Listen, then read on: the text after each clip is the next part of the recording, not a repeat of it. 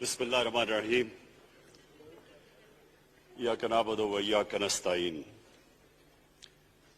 میں سب سے پہلے اپنی الائڈ پارٹیز، اپنے اتحادیوں کا دل سے شکریہ ادا کرتا ہوں کہ ابھی بھی اور ہر مشکل وقت میں جس طرح آپ میرے ساتھ کھڑے رہے ہیں، آپ کا بہت بہت شکریہ۔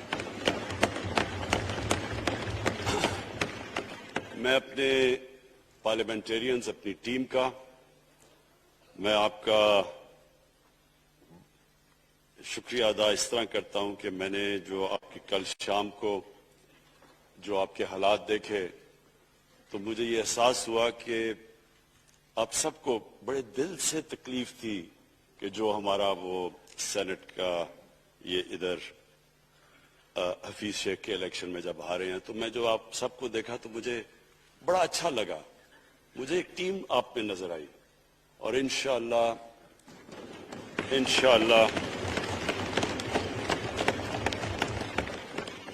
یہ ہماری ٹیم مضبوط ہوتی جائے گی، کیونکہ دیکھیں اللہ کہتا ہے کہ میں تمہارے ایمان کو بار بار آزماؤں گا۔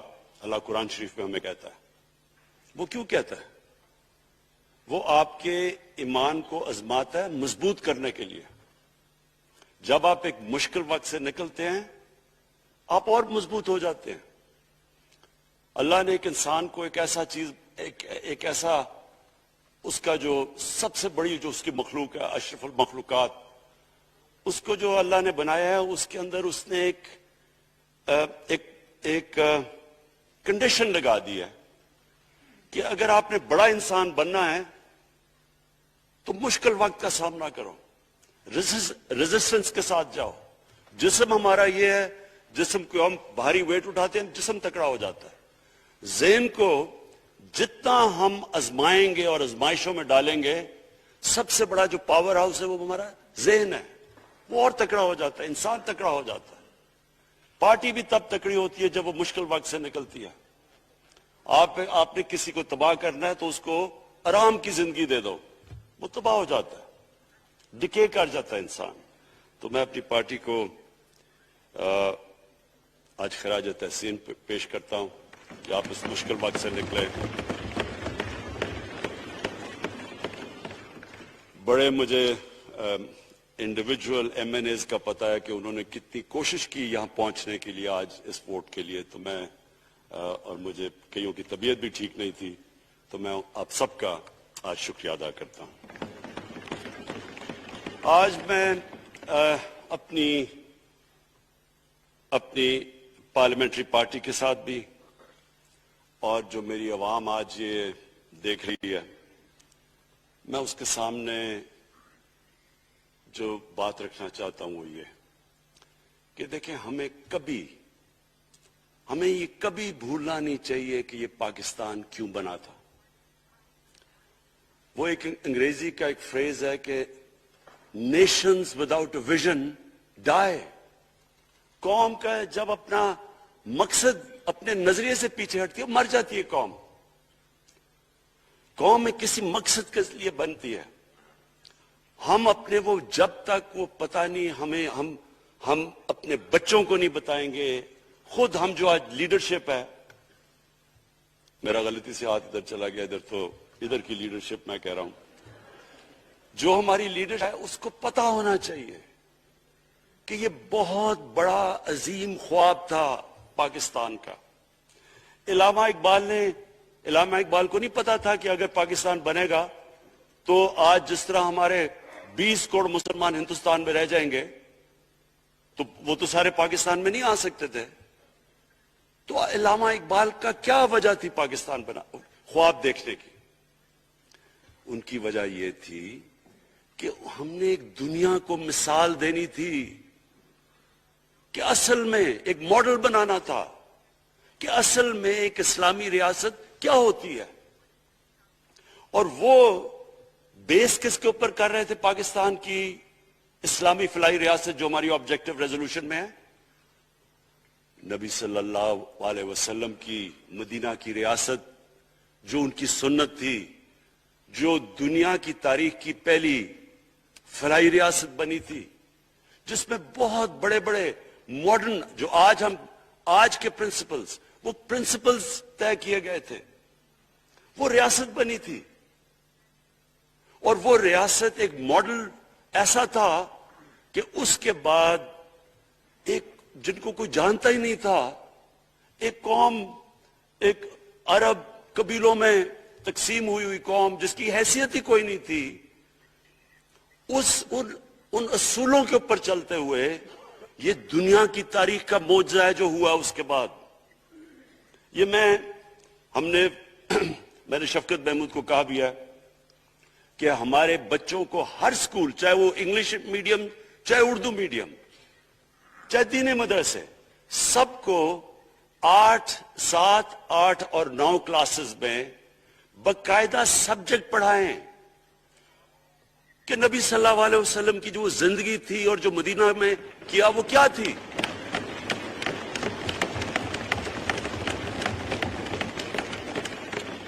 تاکہ ان کو پتا چلے کہ اس ملک کا مقصد کیا تھا. بڑے لوگ جو پاکستان نہیں چاہتے تھے وہ کیا کہتے تھے؟ وہ کہتے تھے کہ پاکستان تو بن گیا تو آپ نے تباہ، جو مسلمان ہندوستان میں رہ گئے ان کو آپ نے سیکنڈ کلاس سٹیزن بنا کے چھوڑ دیا. آج بیچارے مسلمانوں سے کیا ہو رہا ہے وہاں؟ تو وہ لوگ کہتے ہیں کہ اگر پاکستان نہ بنتا تو مسلمانوں کی زیادہ طاقت ہونی تھی. ایک ہندوستان میں اس طرح مسلمانوں کا برا حال نہیں ہونا تھا جو آج ہے. یہ ایک آرگیومنٹ دی جاتی ہے. اور اگر ہم پاکستان کو جس مقصد کے لیے بنا تھا اگر ہم ادھر نہیں لے کے جائیں گے تو وہ ٹھیک کہہ رہے ہیں. یہ تو نہیں تھا کہ وہاں ٹاٹا برلا تھے جو اربوں پتی اور یہاں یہ شریف اور زرداری اربوں پتی بن جائیں. اس لیے تو نہیں پاکستان بنا تھا. یہ ایک بڑی ہمیں ری الائن کرنا چاہیے اپنے نظریے کی طرف. ہمیں اپنا رخ چینج کرنا چاہیے واپس کہ یہ بڑا عظیم خواب تھا پاکستان کا. اور وہ جو تاریخ تھی، وہ جو اصول انہوں نے سیٹ اپ کیے، جن لوگوں کی حیثیت ہی نہیں تھی، یہ تاریخ کا حصہ ہے کہ اس کے بعد انہوں نے دیکھتے دیکھتے 15، 20، 30 سالوں کے اندر دنیا کی امامت کی. صرف امامت ہی نہیں کی، وہ تو منگولیوں نے بھی دنیا بڑی جلدی سے فتح کر لی تھی. چنگیز خان نے بھی بڑی جلدی اس کی فوجوں نے فتح کر لی تھی. 100 سال کے بعد وہ ختم ہو گئے تھے.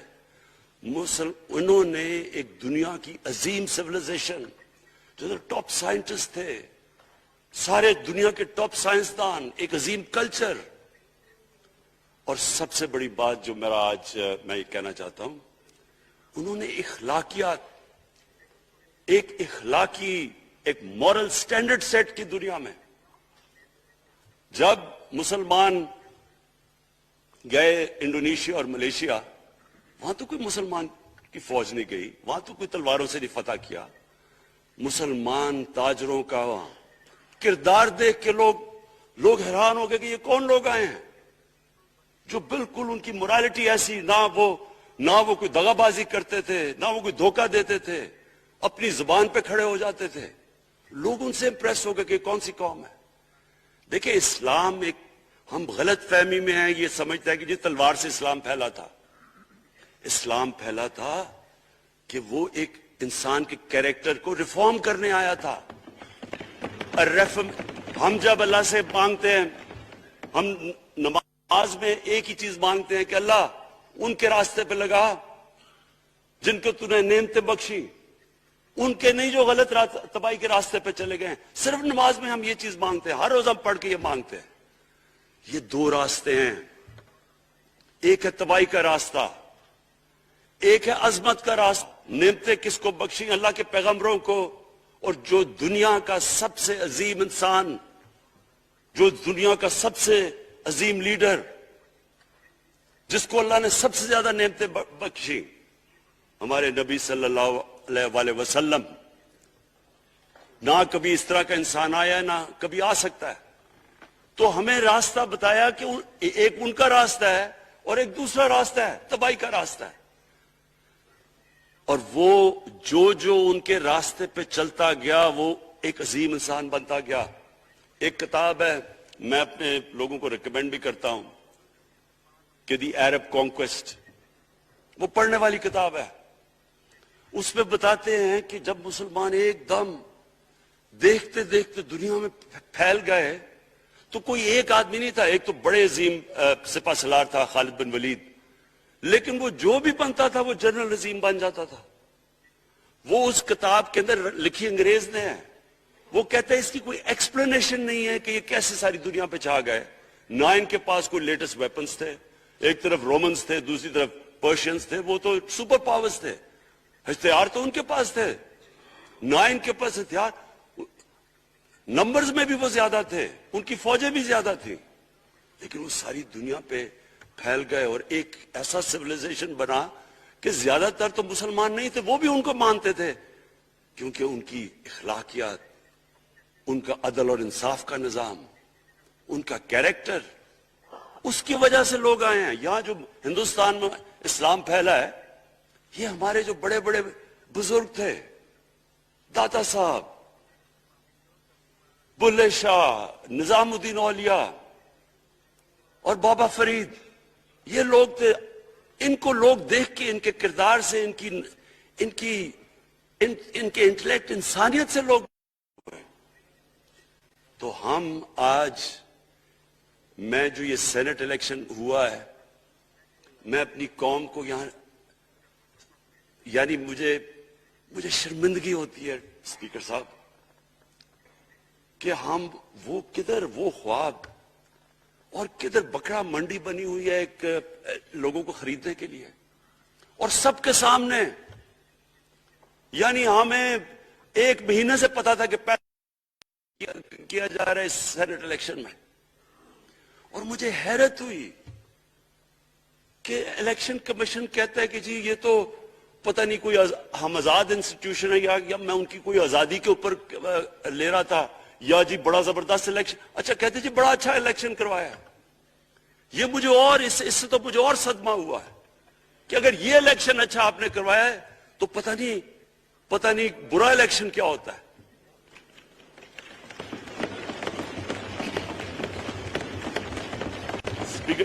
اسپیکر صاحب یہ دیکھیں، مجھے یہ افسوس یہ ہوتا ہے کہ ہم ایک چیز سمجھتے نہیں ہیں. ہم کہتے ہیں نا جی ہمارے معاشی حالات بہت برے ہیں. دیکھیں جی ہماری ڈیفیسٹ تھے، یہ ہمارے کرنٹ اکاؤنٹ، یہ جو بھی ہم کہتے ہیں، قرضے چڑھے ہوئے ہیں. یہ جو قرضے چڑھے ہوئے ہیں یہ ایک بیماری کے سمٹمز ہیں. بیماری کچھ اور ہے. اخلاقی طور پہ ہماری قوم کو تباہ کیا ہے، پھر معاشی تباہی آتی ہے. آج مجھے ایک ملک کا بتا دیں جس کی اخلاقیات اوپر ہو، جن کے مورل سٹینڈرڈز اوپر ہوں اور وہ غریب ہو. ایک ملک مجھے بتا دیں، اور کوئی ملک مجھے بتا دیں جتنا مرضی پیسہ ہو، وسائل ہو، سب کچھ ہو، لیکن وہاں کی بھی جو لیڈرشپ کرپٹ ہو، وہ مجھے بتا دیں کہ اس میں خوشحالی ہو. دیکھیں یہ ساتھ ساتھ جاتا ہے. اس وقت کیا ہوا تھا مدینہ کی ریاست میں؟ کیا انہیں کوئی سونا تیل مل گیا تھا؟ کیا ہوا تھا کہ ان کے پاس کوئی پیسے آ گئے تھے؟ کیسے وہ اوپر اٹھ گئے تھے؟ کوئی انہوں نے قرضے لیے تھے؟ کس طرح اٹھے تھے اوپر؟ دنیا کے عظیم لیڈر نے ان کی اخلاقیات اٹھا دی تھی. صادق اور امین،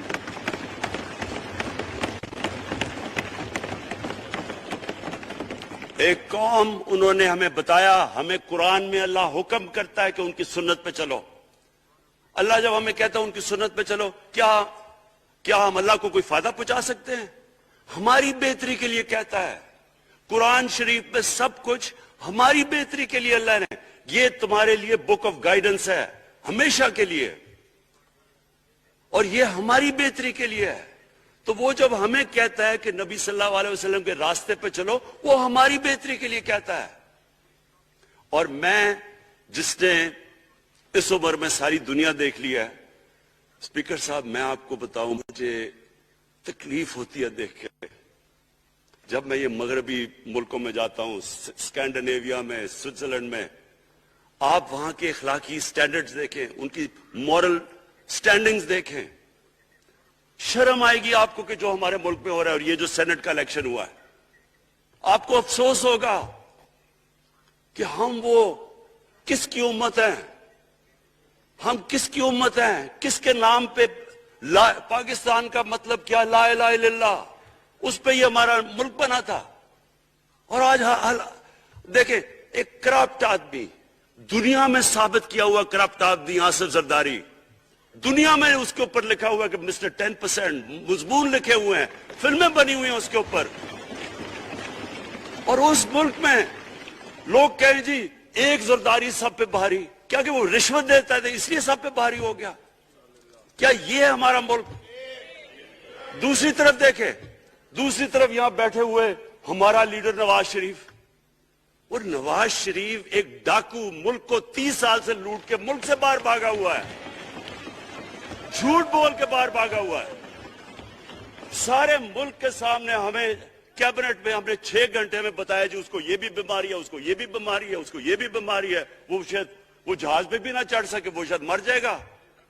شیرین کے آنسو آ گئے کیبنٹ میں، اور شیرین کے آنسو آنے آسان کام نہیں ہے اسپیکر صاحب۔ تو ہم نے اس کو وہاں جیسے وہ جہاز پہ چڑھا، جیسے وہاں گیا وہ ایک دم ہی تبدیل، اور آج وہاں جا کے تقریریں کر رہا ہے، وہاں بیٹھ کے سکیمیں کر رہا ہے، وہاں بیٹھ کے پلاننگ کر کے جی اسے اتنا پیسہ دو، ادھر ادھر پیسہ کھلاؤ۔ ساری ان کی ایک کوشش ہے، جب سے ہم 2.5 سال سے حکومت آئی ہے، یہ سارے بڑے بڑے ڈاکو اکٹھے ہو کے یہ سمجھ رہے ہیں کہ عمران خان کو کرسی کا اتنا شوق ہے کہ اس کے اوپر اتنا پریشر ڈالو کہ یہ جی ہمیں جس طرح جنرل مشرف نے NRO دیا تھا یہ بھی دے دے گا۔ جنرل مشرف، فوج اس کے نیچے، عدلیہ اس کے کنٹرول میں، ساری میں کیونکہ میں ادھر ممبر پارلیمنٹ تھا اپوزیشن نہ ہونے کے برابر، جو اپوزیشن کے اندر جو مین آدمی تھا فضل الرحمان وہ اس کے ساتھ ملا ہوا تھا، وہ 2 نمبر ہمیشہ سے تھا، رائٹ۔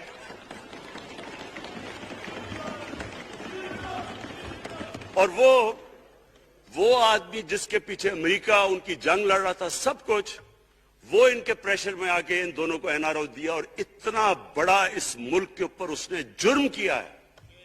ان دونوں نے آ کے NRO لے کے دونوں ہاتھوں سے ملک لوٹا، اس کے بعد دونوں نے اس ملک کے اوپر 4 گنا زیادہ قرضہ چڑھایا۔ اسپیکر صاحب 6,000 ارب سے ہمارا قرضہ جو ٹوٹل لائبلٹیز 30,000 ارب پہ پہنچا دی۔ آج ہمارے اوپر کیا مسئلہ ہے؟ ہمیں یہ قرضوں کی قسطیں دیتے ہوئے بیچارے لوگوں کے اوپر بوجھ ڈالنا پڑتا ہے۔ یہ جو مہنگائی ہے اس کے بعد میں بعد میں بات کرتا ہوں، لیکن میں پہلے یہ بات کمپلیٹ کر لوں کہ دیکھیں اسپیکر صاحب، میں یہ 2.5 سال سے تماشا دیکھ رہا ہوں۔ یہاں پہلے دن پرائم منسٹر بن کے پرائم منسٹر تقریر کرنے جا رہا ہے، کھڑے ہو کے تقریر نہیں کرنے دی۔ کیوں تقریر نہیں کرنے دی؟ کیونکہ ان کو پہلے دن سے ڈر تھا کہ یہ ہمارے جو کرپشن کے کیسز یہ معاف نہیں کرے گا۔ کرپشن کے کیسز ہم نے نہیں بنائے تھے اسپیکر صاحب، یہ سارے ان کے دور کے کیسز بنے ہوئے ان کے اوپر۔ آپس میں تو ان کا مکا تھا، اپنا نیب کا چیئرمین آپس میں مل کے کیسز ان کے بند کر رہا ہے۔ عدلیہ اس وقت کی عدلیہ وہ ان کے ہاتھ میں تھی، ان کو تو مسئلہ ہی کوئی نہیں تھا۔ وہاں $60 ملین آصف زرداری کا سوئٹزرلینڈ میں پڑا ہوا ہے، وہ جج کہہ رہا ہے کہ واپس لے کے آؤ۔ وہ یوسف رضا گیلانی جو یہاں سے سینیٹر بنا ہے، وہ پاکستان کا $60 ملین پڑا ہوا ہے سوئٹزرلینڈ میں، وہ جج کہہ رہا ہے کہ واپس لے کے آؤ، وہ کہتے نہیں جی میں نہیں خط لکھتا۔ بھئی آپ کے باپ کا پیسہ تھا، پاکستانی قوم کا پیسہ تھا، اس کے اوپر وہ ڈسکوالیفائی ہو جاتا ہے۔ وہ ایسے پھر ہے جس طرح نیلسن منڈیلا کہیں ڈسکوالیفائی ہو گیا۔ اسپیکر صاحب میں یہ چیزیں آپ کو اس لیے بتا رہا ہوں، میں تو ان کو 30 سال سے جانتا ہوں۔ دیکھیں جب تک ہم اس ملک میں اپنی اخلاقیات ٹھیک نہیں کریں گے، مورل سٹینڈرڈز ٹھیک نہیں کریں گے، جب اس طرح کے الیکشن ہوں گے کہ کھل کے پیسہ چل رہا ہے اور ہم کہیں گے نہیں جی وہ پٹواری کیوں پیسے لیتا ہے، تو وہ تھانے دار کیوں پیسے لیتا ہے، وہ سرکاری نوکر، وہ تو بیچارہ جو نچلا طبقہ ہے وہ تو واقعی جس طرح شیخ رشید نے کہا ہے، مہنگائی جو بڑی ہے بیچارے لوگوں کی تنخواہ میں گزارا نہیں ہو رہا۔ ان کو ہم کہہ رہے ہیں کہ آپ بالکل ایماندار بنیں. اور یہ جن کا اتنا ان کے پاس پیسہ ہے اسپیکر صاحب, میں آپ کو یقین سے کہتا ہوں ان کو خود نہیں پتا کہ ان کا کتنا پیسہ باہر پڑا ہے. اتنا 30 سال سے چوری کر رہے ہیں یہ پیسہ, اور 30 سال سے پیسہ چوری کر کے اب ان کی کوشش یہ ہے کہ عمران خان کے اوپر پریشر ڈالو سارے چور مل کے کہ جی کبھی ہم گورنمنٹ گرا دیں گے, کبھی ہم وہ نکلاتے ہیں وہ. آپ سوچیں فیٹف کے اوپر, اب فیٹف ہماری وجہ سے تو نہیں فیٹف پہ ہم گرے لسٹ میں آئے, یہ تو نون لیگ کے دور میں گرے لسٹ میں آئے ہیں. اب اگر فیٹف کی بلیک لسٹ میں پاکستان جاتا ہے تو یہاں سب کو پتا ہے کہ سینکشنز لگ جائیں گی. تو آگے مشکل سے ہم نے اکانومی کو سٹیبلائز کیا, مشکل سے. اگر بلیک لسٹ میں جاتا ہے تو اکانومی سیدھی نیچے. آج جو لوگوں کو مشکل پڑی ہوئی ہے, اور مشکل پڑی ہوئی ہے ہمارے لوگوں کو مہنگائی کی, اس کی وجہ یہ ہے کہ ہمارا روپیہ جو تھا تقریباً 107 روپے کا, آج 160 روپے کا. تو جب روپیہ گرتا ہے تو ساری چیزیں باہر سے مہنگی ہو جاتی ہیں, پٹرول, ڈیزل, بجلی. اب بجلی کی آدھی بجلی ان سے باقی ڈالر کانٹریکٹس کے اوپر بجلی کے کانٹریکٹ سائن کیے ہوئے ہیں, وہ سب کچھ باہر سے. دالیں مہنگی, جو چیز باہر سے امپورٹ کرتے ہیں, گھی مہنگا, ساری چیزیں مہنگی ہو جاتی ہیں. تو یہ سوچ لیں کہ اگر ہمارے اوپر سینکشنز لگ جائیں, اگر ہمارے اوپر فیٹف کی سینکشنز لگ جاتی تو یہ تو آپ تو سوچ ہی نہیں سکتے کہ یہ ملک میں کیا حال ہونا تھا. تو ہم اپنے ملک کے لیے فیٹف کی ریکوائرمنٹ پہ لیجسلیشن کروا رہے ہیں, اور انہوں نے جناب اتنا بڑا اتنا بڑا وہ لا دیا جی, اتنا بڑا جی, یہ 34 سکے چینج کر دیں نیب میں. اب نیب کا فیٹف سے کیا تعلق ہے؟ انہوں نے سمجھا کہ اب عمران خان قابو آ گیا, اب تو یہ ڈر کے فیٹف کی بلیک لسٹ سے, اب تو جناب ہمیں یہ 34 سکے سائن کر کے تو نیب کو ختم کر دے گا. مطلب یہ کہ صرف ان کی چوری کے کیسز ختم ہو جائے, بس 1 پوائنٹ ایجنڈا ان کا. اور میں نے آپ کو پہلے دن یہاں سے کہا تھا, پہلے دن یہاں کھڑے ہو کے میں نے کہا تھا کہ ان کا صرف 1 پوائنٹ ایجنڈا. میں ان کو جانتا ہوں, میں ان کو جانتا ہوں, جب یہ سارے اپوزیشن میں میرے ساتھ تھے. ان کا صرف ایک خوف ہے کہ یہ این آر او نہیں دے گا, لہٰذا اس کو اتنا بلیک میل کرو. اور اب فیٹف کے اوپر تو یہ پھنس گیا ہے, تو اب اس سے لے لو, اس سے کنسیشن لے لو تاکہ نیب ختم ہو جائے.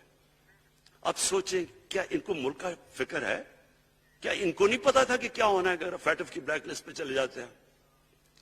اس کے بعد انہوں نے جلسے کرنے کی کوشش کی, بڑا جی پبلک نکالیں گے ہم, مینار پاکستان کے اندر جلسہ.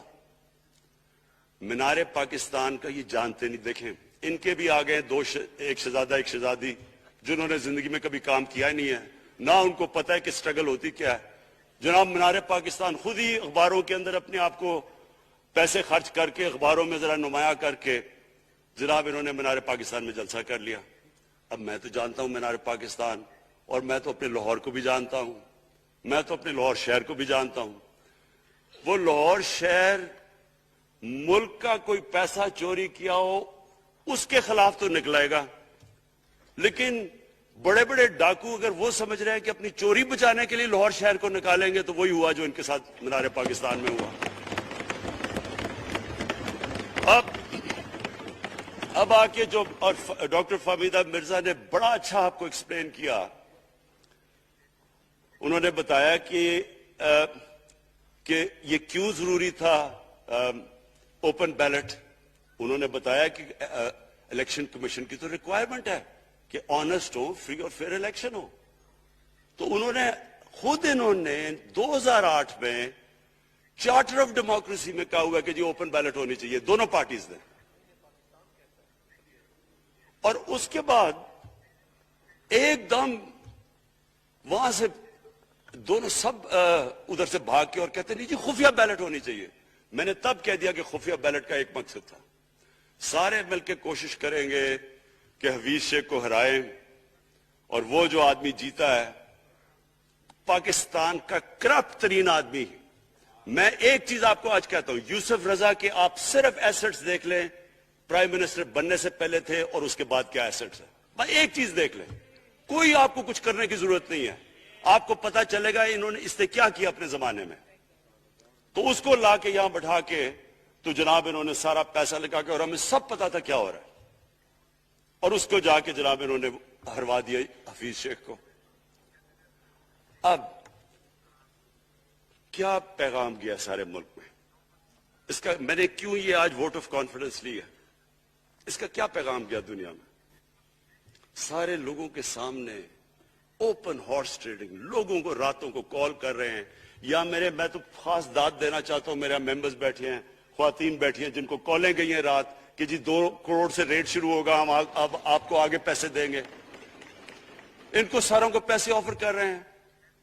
اور پھر اگر میں صرف الیکشن کمیشن کو ایک چیز کہنا چاہتا ہوں, آپ مہربانی کریں پاکستان کی ایجنسی سے صرف ایک سیکرٹ بریفنگ لیں, آپ ان کو اندازہ ہوگا کتنا پیسہ چلا اس الیکشن کے اندر, پتہ چلوائیں کیا ہوا اس الیکشن میں, تاکہ آپ اس طرح کی سٹیٹمنٹ نہ دیں کہ جی ہماری کوئی آزادی ختم کر رہی ہے. میں آپ کی آزادی ختم کر رہا ہوں یہ کہہ کے آپ کہ یہ جو الیکشن میں ہوا ہے. اسپیکر صاحب, میں آج اس اوکیزن کے اوپر, کیونکہ مجھے اس میں کافی, میں 2.5 سال یہ بڑی چیزیں برداشت کرتا رہا ہوں, اور میں اس لیے صبر سے کرتا رہا ہوں کیونکہ ملک اتنا ہمارا مشکل میں ہے. جو ہمیں ٹائم ملا جب میری گورنمنٹ آئی, میں آپ کو یقین سے کہتا ہوں کہ ساری زندگی میری تو سٹرگل میں گزری. جو بھی آپ انسان کسی چیز میں کمپیٹ کرتا ہے, اگر آپ نے ملک میں اپنے سب سے ٹاپ 11 کھلاڑیوں میں پہنچنا ہے تو ایک بہت سارے ملک میں مقابلہ کر کے آپ وہاں پہنچتے ہیں, اس میں ایک بڑی سٹرگل ہوتی ہے, اونچ نیچ ہوتی ہے بڑی. اور پھر اگر آپ کو دنیا کے لیول پہ آپ کو اپنا, اگر آپ نے آپ کو منوانا ہے, اس کی اور ایک سٹرگل ہوتی ہے.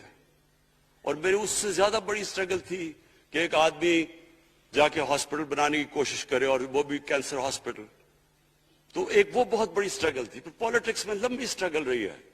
اکیلا تھوڑا سے لوگوں کے ساتھ شروع ہوا تھا, اور سٹرگل کر کے 14-15 سال تو مذاق اڑتا تھا میرا, سارے ہنستے تھے جب نام سنتے تھے میرا. تو ایک سٹرگل کر کے یہاں پہنچا ہوں. جو یہ 2.5 سال میں اسپیکر صاحب میں نے سٹرگل کی ہے, یہ میری زندگی کی سب سے مشکل سٹرگل تھی. اور کیوں مشکل تھی؟ کیونکہ جو یہ 10 سال میں اس کو ڈیکیڈ آف ڈارکنس کہتا ہوں, ایک ایک انہوں نے تباہ کیا. صرف 10 سال پہلے اداروں کے حال دیکھ لیں, کوئی ادارہ اٹھا لیں, پی آئی لے لیں, ریلوے لیں, سٹیل مل 8 ارب روپے کا پروفٹ لے کے بیٹھی ہوئی تھی. 8 ارب روپیہ سٹیل مل میں پروفٹ تھا جب تک کہ زرداری نے ہاتھ نہیں مارا اس کو. اپنا وہ ریاض لال جی فرنٹ مین رکھ کے ہمارے سامنے, میرے پاس آئے لوگ چیمبر والے, انہوں نے کہا جی یہ سٹیل مل سستی بلٹس اس کو بھیجا, اس کے تھرو پیسے دے رہا ہے. وہ سٹیل مل آج بند پڑی ہے. ایک ایک ادارہ انہوں نے تباہ کیا, بھرتیاں کی لوگوں کی. وہ ادارے اتنے بڑے بڑے ہو گئے ہیں کہ وہاں پینشنز ہی اتنی آ گئی ہے کہ کچھ بچتا ہی نہیں ہے سیلریز اور پینشن کے بعد کے ادارے کو ٹھیک کر سکے. ایک ایک ادارہ تباہ کیا. ملک کا سب سے بڑا جو کرنٹ اکاؤنٹ ڈیفیسٹ, جس کے اوپر سارا پریشر پڑتا ہے, اگر آپ کا کرنٹ اکاؤنٹ یعنی کہ ڈالر زیادہ ملک سے باہر جا رہے ہیں اور کم اندر آ رہے ہیں تو پریشر روپے پہ پڑتا ہے, وہ گر جاتا ہے. تو وہ میں آپ کو بتا, جب روپیہ گرتا ہے تو غربت پھیل جاتی ہے ملک میں. تو سب سے بڑا current account deficit, fiscal deficits جو کہ آپ کی آمدنی اور خرچے, وہ بڑا ڈیفیسٹ. سارے ادارے خسارے میں. پاور کانٹریکٹس جو انہوں نے سائن کیے اسپیکر صاحب, یہ عمر ایوب آپ کو بتائے گا, وہ یعنی ایسے لگ رہا تھا کہ کسی دشمن نے آ کے ایک ملک کو نقصان پہنچانے کے لیے پاور کانٹریکٹ سائن کیے. ان کے اندر وہی پاور پروجیکٹس آپ کہیں اور دیکھ لیں, کسی اور ملک میں, بلکہ اپنے ملک میں دیکھ لیں, اور وہ دیکھیں کہ انہوں نے کس پیسے بنائے, وہ کس پیسے پہ. گیس کا کانٹریکٹ سائن کیا ہم نے آ کے اسی ملک سے 30% کم پیسے پہ گیس کا کانٹریکٹ سائن کیا, ان کا ہی کانٹریکٹ چینج کیا. ساری گورنمنٹ جب اوپر سے پرائم منسٹر لگا ہوا پیسے بنانے. پرائم منسٹر ایک نوکری کر رہا ہے کس کے لیے؟ ایک دبئی کی کمپنی کے لیے. کبھی دنیا میں سنا ہے اس طرح؟ کبھی یہ مذاق سنا ہے جی کہ ملک کا پرائم منسٹر کسی دنیا کو دبئی کی کمپنی کے اندر نوکری کر رہا ہے؟ ادھر سے یہاں ڈیفنس منسٹر ان کا फॉरेन मिनिस्टर, वो दुबई की कंपनी से नौकरी कर रहा है, और वो एक इंटीरियर मिनिस्टर, वो कुछ सुना है संतरी बना हुआ था किसी सऊदी अरेबिया की कंपनी में, मुझे नहीं पता। कभी ये सुना है ये मुल्क से, किसी मुल्क से ऐसा मजाक हुआ है? ये सारे तरीके थे इस मुल्क से पैसा मनी लॉन्डर करके बजाना। आज मुझे ये बताएं, मैं ये जो सारे हमारी ऑपोजिशन है, मैं इनसे सोचता हूं, मैं कई दफा इनकी शक्लें देख के पूछता हूं इनसे कि क्या आप वाकई समझते हैं कि आप दोनों के लीडर ईमानदार हैं? क्या ये वाकई समझते हैं कि इनकी जो ये दौलतें बनी हैं ये ईमानदारी से बनी है? यानी क्या इनको कोई मुल्क की फिक्र नहीं है कि यहां का पैसा, क्या इनके बेटे हैं, मैं जरा ये बताएं, 3 दफा मुल्क का प्राइम मिनिस्टर, उसके दोनों बेटे बाहर बैठे हुए हैं।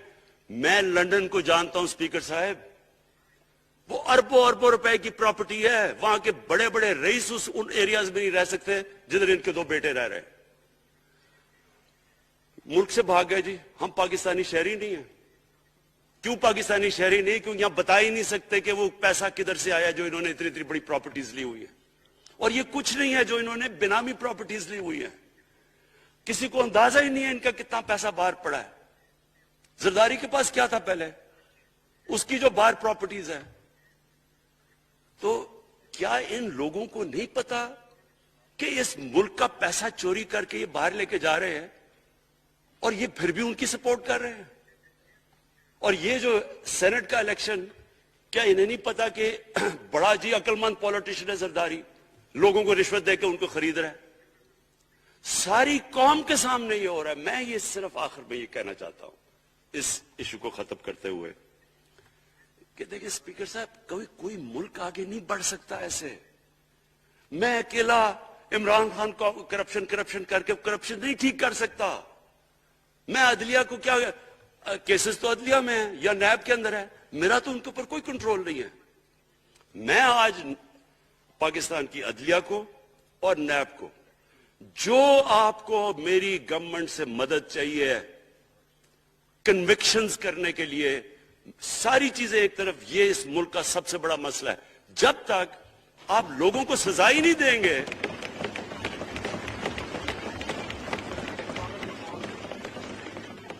जब तक लोगों को सजा ही नहीं मिलेंगी। देखिए जी, किसी माशरे में जब सजा और जजा ही नहीं है, सिर्फ गरीब आदमी जेल में जाए, ताकतवर जलसे करने शुरू हो जाए कि जी मुझे एनआरओ दो, वो नैब के अदालत से निकलते हैं, फूल फेंक रहे हैं उनके ऊपर। अरबों रुपए की चोरी की हुई है उन्होंने। वो तो स्पीकर साहब, मैं एक माशरा करप्शन के खिलाफ लड़ता है।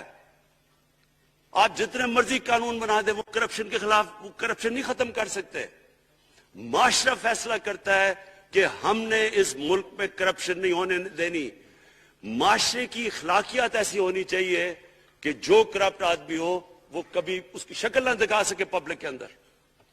जो मीडिया का रोल है, मैं अपने मीडिया वालों को भी कहना चाहता हूं, जो इसहाक डार से किया था हार्ड टॉक में स्टीवन सैकर ने, वो हर जगह ये होगा। आप जब भी किसी भी मगरबी माशरे में किसी ने पब्लिक का पैसा चोरी किया, उसकी जरूरत नहीं होगी टीवी पे जाने के लिए। मैंने तो वहां देखा हुआ है, बड़े बड़े नाम, एक धब्बा लगता है आपके ऊपर करप्शन का केस, आप सारे मीडिया से बाहर हो जाते हैं। यहां हर रोज शाम को बैठ के अरबों रुपए की करप्शन की हुई है, उनको किसी ने कत्ल किए हुए, और आराम से बैठ के जनाबा में लेक्चर दे रहे होते हैं। स्पीकर साहब, माशरा लड़ता है, इसके अंदर हमें सबको मिलके अपने मुल्क को अगर बचाना है, माशी तौर पे भी बचाना है, पहले हमें अपने अखलाकी स्टैंडर्ड्स ठीक करने पड़ेंगे। सारे मुल्क को मिलकर लड़ना पड़ेगा। अगर हमने अपने बच्चों के मुस्तकबिल को बचाना है, अपनी आने वाली जनरेशंस को बचाना है, इस मुल्क को एक अजीम मुल्क बनाना है, तो वो शुरू होगा जब हम मदीना के रियासत के सबसे बड़े असूल अदल और इंसाफ, क्योंकि इंसाफ और अदल जब एक माशरे में आ जाता है, जब एक माशरा खड़ा हो जाता है मेरिटोक्रेसी के ऊपर, जब एक माशरे में सिर्फ एक जो करप्ट है, जितना मर्जी ताकतवर हो, वो जेल में जाता है और عام آدمی اوپر آ سکتے ہیں، وہ معاشرہ تب آگے بڑھتا ہے. تو میں صرف اس کے اوپر یہ کہنا چاہتا ہوں کہ مجھے ساری قوم کی اس میں مدد کی ضرورت ہے. میں اپنی ساری زندگی کوشش کر چکا ہوں اور کرتا رہوں گا. میں تو اپنی پارٹی کو یہ بھی کہا تھا کہ اگر میری پارٹی ساری بھی چھوڑ دے میں اکیلا بھی ان کے خلاف لڑتا رہوں گا. میں تو کبھی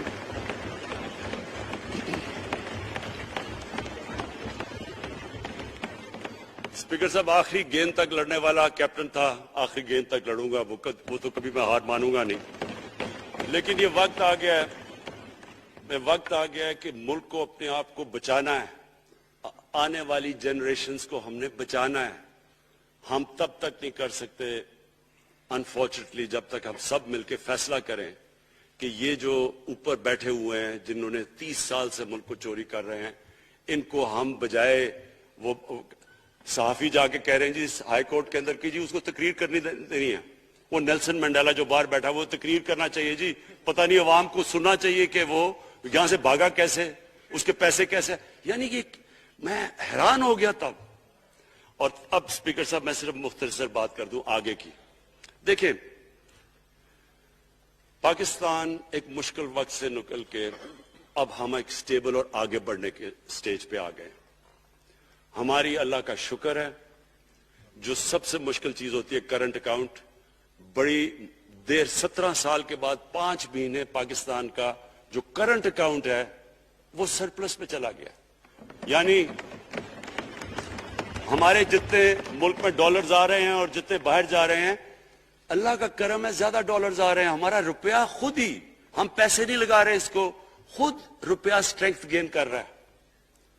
یہ بڑا امپورٹنٹ ٹائم ہے کہ اس وقت، اور یہ اس کے باوجود کہ اس ملک میں کرونا ہوا، ساری دنیا کی اکانومیز کرونا میں بری طرح متاثر ہوئی، اس کے باوجود اوپر والے کے کرم خاص طور پہ. اور میں کہوں گا کہ ہماری جو ٹیم تھی، ہمارا جو جس طرح ہم نے مانیٹر کیا اور جس طرح ہم نے ڈیٹا بیس گیدر کیا اور ہم نے ہر ایک چیز فالو کر کے ہم نے جیسے اپنے لوگوں کو بچایا. میں خاص طور پہ اپنی ٹیم یاسد عمر اور ہماری جو ٹیم تھی اپنے ڈاکٹر فیصل مین کو خاص طور پہ خراج تحسین پیش کرتا ہوں. تو اس مشکل وقت سے بھی آپ دنیا میں دیکھیں اور جس طرح پاکستان نکلا. اب دیکھیں آگے ہمارا چیلنج کیا ہے. ہمارا چیلنج یہ ہے کہ ہم اپنی جو ایکسپورٹس ہیں ان کو بڑھائیں، کیونکہ صرف گروتھ ایک ہی طرح ہوتی ہے، ایکسپورٹ لیڈ. اللہ کا شکر ہے کہ بیرون ملک پاکستانیوں نے ریکارڈ پیسہ پاکستان بھیجا ہے جو کہ ہمارے ملک میں آیا ہے ریمیٹنسز کے. اب ہم نے انویسٹمنٹ کے اوپر لگے ہوئے ہیں. اس وقت سب سے زیادہ کمپنیز رجسٹر ہوئی ہیں SECP میں. اس کا مطلب کہ نئی انویسٹمنٹ پاکستان میں آنے والی ہے. لوگ تیار ہو گئے انویسٹ کرنے کے لیے. ہمارا صرف مسئلہ اسپیکر صاحب ایک ہے بجلی کا. یہ بڑا مسئلہ ہے. کانٹریکٹ مہنگے سائن کیے ہوئے، جس بجلی جو کانٹریکٹ سائن کیے ہوئے ہیں جس پہ وہ بجلی پروڈیوس ہو رہی ہے، بدقسمتی سے وہ اگر بجلی کی قیمت بڑھاتے ہیں تو لوگ آگے ہی اور مشکلوں میں پڑے ہوئے ہیں. بجلی کی وجہ سے سب چیزیں مہنگی ہو جاتی ہیں. نہیں بڑھاتے تو قرضے، وہ جو گردشی قرضے ہیں وہ بڑھتے جا رہے ہیں. ہمارا ایک یہ چیلنج ہے. اس کے اوپر صرف اپنی قوم کو بتانا چاہتا ہوں کہ باقاعدہ ہم ہر طریقہ سوچ رہے ہیں کہ ہم نے اس میں سے کیسے ہم نے اپنے لوگوں کے اوپر بوجھ کم کرنا ہے.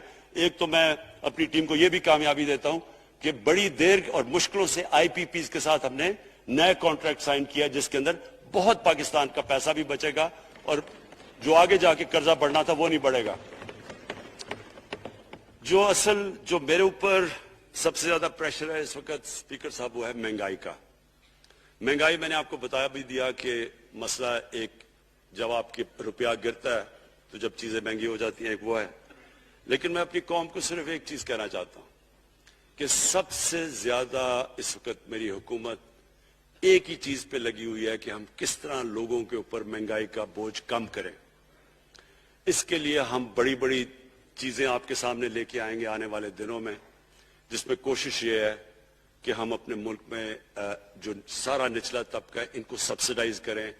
اپنے احساس پروگرام کے ذریعے ان کو ڈائریکٹلی ہم فنڈ کریں. یہ انشاءاللہ آپ کے ساتھ آئے گا. ابھی میں نے ایکسپیریمنٹ ایک اور شروع کر دیا, وہ ایک ہفتے تک ابھی ٹرائل پہ ہے, کہ ہم ایک پروگرام لے کے آ رہے ہیں کوئی بھوکا نہ سوئے. ہم نے خاص کچنز بنائے ہیں, ایریاز چوز کیے ہیں جدھر سب سے زیادہ بھوک ہے, تاکہ ہم کم از کم جب تک ہماری ملک اٹھتا ہے اوپر, ہم کم از کم ان تک کھانا پہنچائیں کہ ہمارے ملک میں کوئی بھوکا نہ سوئے. اور یہ پوری میں کیمپین شروع کرنے لگا ہوں. ہیلتھ کارڈ پنجاب کے اندر اور پختونخوا میں, پختونخوا کی گورنمنٹ کو تو میں خاص مبارک دیتا ہوں کہ انہوں نے سارے اپنے پختونخوا کے لوگوں نے خاندانوں کو کور کر لیا ہیلتھ انشورنس سے. یہ بڑے بڑے امیر ملکوں میں بھی ایسا نہیں ہوتا کہ ہر ایک خاندان کے پاس 10 لاکھ روپے کی انشورنس ہوگی, کسی بھی ہسپتال میں جا کے اپنا علاج کروا سکیں. میں خاص طور پہ محمود خان اور آپ کی کیبنٹ کو مبارک دیتا ہوں. پنجاب کیونکہ بہت بڑا ہے, انہوں نے بھی فیصلہ کر لیا ہے. عثمان بزدار آپ کی اور آپ کی ٹیم کو میں خاص مبارک دیتا ہوں کہ اس سال کے اینڈ تک وہ سارے پنجاب کے اندر ہیلتھ کارڈ پہنچا دیں گے. یہ ایک عام آدمی کے لیے سب سے بڑی, کم از کم جیسے جیسے ہم اپنے ملک کو اٹھا رہے ہیں تو کم از کم ہم لوگوں کی بنیادی ضروریات پوری کریں. اور جو کسان ہیں جی, کسانوں کے لیے ایک بڑا زبردست پروگرام لے کے آ رہے ہیں. اس کے اوپر بھی ہم نے بڑا برین سٹارمنگ کی ہے کہ کیسے ہم کسان کی مدد کر سکتے ہیں. پرابلم تو ہمارے پاس یہ ہے نا کہ جتنا ہم پیسہ اکٹھا کرتے ہیں, آدھا پیسہ قرضوں کی قسطوں پہ چلا جاتا ہے, تو پیسہ کم بچتا ہے. لیکن ہم نے فیصلہ کیا کسانوں کے اوپر ہم خاص زور دینے لگے ہیں, تاکہ وہ بعد میں بات کروں گا. تو 2 چیزیں اور جی. دیکھیں, میں قوم سمجھتی ہے نا کہ اب ہم کیسے یہ جو قرضے ہمارے اوپر چڑھے ہوئے ہیں ان سے کیسے نکلنا ہے. اس سے صرف ایک ہی طریقہ نکلنے کا کہ ہم اپنے ملک میں دولت کے اندر اضافہ کریں, ویلتھ کریشن کریں. اس کے لیے ہم کیا کرنے جا رہے ہیں؟ اس کے لیے ہم نے میگا پروجیکٹس بنائے ہوئے ہیں. ایک ہے راوی سٹی لاہور, دوسرا اس وقت ایک والٹن کے اوپر ایک ہم بزنس سینٹر بنانے لگے ہیں لاہور کا, وہ بہت میگا پروجیکٹ ہے. اور پھر تیسرا جو ہے ایک جزیرہ بنڈل آئلینڈ کراچی سے تھوڑے 1-2 کلومیٹر کے فاصلے پہ. ان سے یہ کیوں کرنے جا رہے ہیں, میں صرف لوگ سمجھے کہ کیوں. ایک تو یہ ہمارے شہر پھیلتے جا رہے ہیں, جتنا شہر پھیلتا جائے گا نہ آپ ان کو سیوریج دے سکتے ہیں, نہ پانی دے سکتے ہیں, نہ صفائی کر سکتے ہیں. تو جو دنیا کے ماڈرن سٹیز ہیں وہ اوپر جاتے ہیں, یعنی وہ بلڈنگ اوپر جاتی ہے, بجائے اگر آپ پھیلتے جائیں تو مشکل ہو جاتا ہے سرو کرنا. تو ایک تو ماڈرن سٹیز پہلی دفعہ بنا رہے ہیں پاکستان میں اسلام آباد کے بعد. ایک وہ راوی سٹی, وہ بہت ضروری ہے. اس سے لاہور کا جو پانی نیچے جاتا جا رہا ہے وہ ہم وہاں بیراج بنا کے پانی اس کا بچانے لگے ہیں. اور دوسرا ماحولیات کے لیے وہاں ہم بہت بڑے پیمانے پہ اربن فارسٹ اور درخت اگانے لگے ہیں, کیونکہ وہاں لاہور میں بہت بڑا پرابلم ہے اس کا. وہی بنڈل آئلینڈ کا بھی مقصد یہ ہے کہ وہاں سارا سیوریج جا رہا ہے کراچی کا, اس کی سیوریج کو ٹریٹ کریں اور ایک ماڈرن سٹی بنائیں, بجائے کراچی پھیلتے پھیلتے حیدرآباد پہنچ جائے, ایک پوری اوپر سٹی بنائیں جو ایک ماڈرن سٹی ہو. تو لیکن اس کا اصل مقصد یہ ہے کہ اس سے پیسہ جنریٹ ہوگا, اربوں کھربوں روپیہ ہم جنریٹ کریں گے, اور اس پیسے سے ہم پھر یہ قرضے واپس کریں گے. اور دوسری چیز, باہر سے انویسٹمنٹ آئے گی. بیرون ملک پاکستانی جو سب سے بڑا ملک کا احساس ہے, وہ باہر آ کے وہ ان کے اندر انویسٹ کرنے کے لیے تیار ہے, ان بڑے بڑے پروجیکٹس کے اندر. اور جیسے فورن ایکسچینج آئے گا, ہمارے ریزروز بڑے ہوں گے, ہمارا روپیہ سٹیبل ہوگا, اور اس سے جو ویلتھ کریشن ہوگی اس سے ہم پھر اپنے قرضے واپس کریں گے. اس کے علاوہ 50 سال کے بعد 2 بڑی ڈیمز بن رہی ہیں. پاکستان کی تاریخ میں صرف 2 بڑی ڈیمز تھی, اب یہ 2 اور بادشاہ ڈیم اور ممن ڈیم بنا رہے ہیں. یہ انشاءاللہ ان کے اوپر کام شروع ہو گیا ہے. لیکن مجھے جو آخر میں بات کہنی ہے اسپیکر صاحب, وہ یہ کہ پاکستان کو آگے بڑھنے سے کوئی نہیں روک سکتا انشاءاللہ.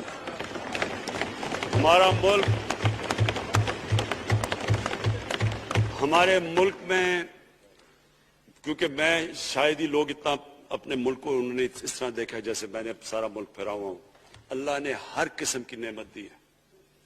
اس ملک میں جو پوٹینشیل ہے شاید ہی کسی ملک میں ہے.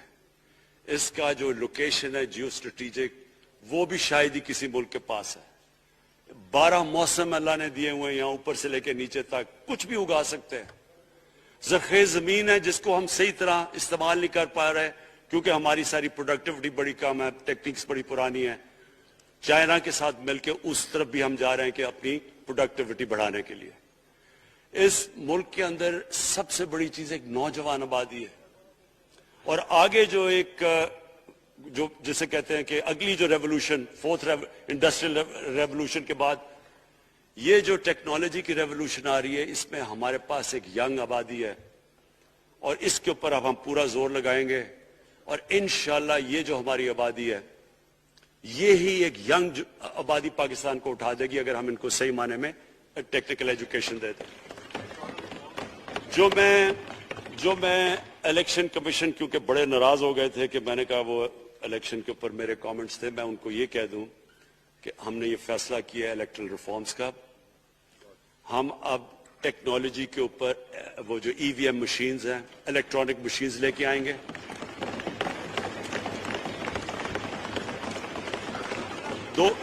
دو چیزیں کر رہے ہیں. اوورسیز پاکستانیز کے لیے آپ پورے لگے ہوئے ہیں کہ اوورسیز پاکستانیز بھی ووٹ ڈال سکیں. اور دوسری چیز الیکٹرانک مشینز لے کے آ رہے ہیں. اور کیونکہ یہ الیکٹرانک مشینز کے بغیر ہمیں الیکشنز نہیں کرنے چاہیے، نہیں تو جو ہارتا ہے وہ کہتا جی داندھی ہو گئی.